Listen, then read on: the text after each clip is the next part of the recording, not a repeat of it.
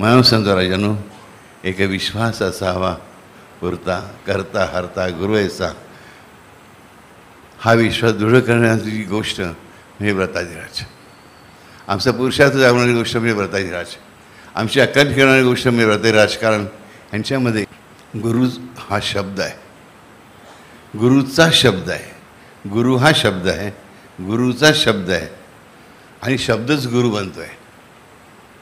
काय म्हणते मी? गुरु हा शब्द आहे, गुरुचा शब्द आहे आणि शब्दच गुरु बनतो आहे. म्हणजे काय? जे व्रतपुष्प तुम्ही घेता ते व्रतपुष्प तुमचं गुरु बनतं. ते व्रतपुष्पच त्या काळापुरतं तुमचं गुरु बनतं आणि अनेक गोष्टी देऊन जातं. म्हणजे आम्ही व्रत करत असताना ते जे व्रतपुष्प आम्ही घेतलं आहे तो माझ्या गुरुचा शब्द आहे.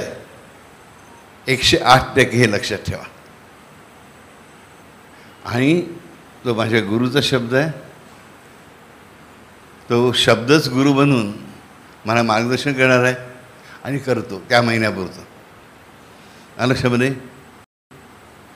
म्हणजेच काय? विग्रह कुठे आणून बसवला आहे? तुमच्या बुद्धीत, तुमच्या मनात. आणि विश्वास असेल तर तुमच्या अंतःकरणात, तुमच्या घरात डेफिनेटली.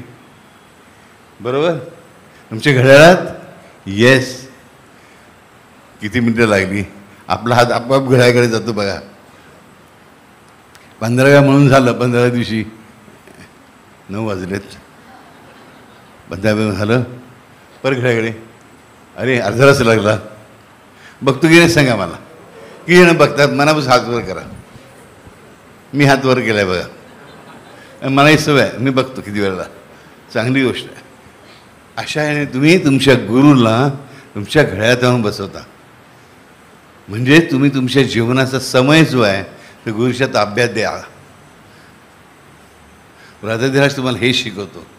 त्या व्रताधिराजला सुरुवात करताना घड्याळाकडे जरूर बघा. आणि व्रताधिराज पूर्ण झाल्यावर नाही, त्या दिवशी संख्या पूर्ण झाल्यावर परत घड्याळाकडे बघा. मग सांगू, तुमचा गुरु तुमच्या घड्याळात पर्यंत बसेल, म्हणजे तुमच्या काळाचा कंट्रोल करेल.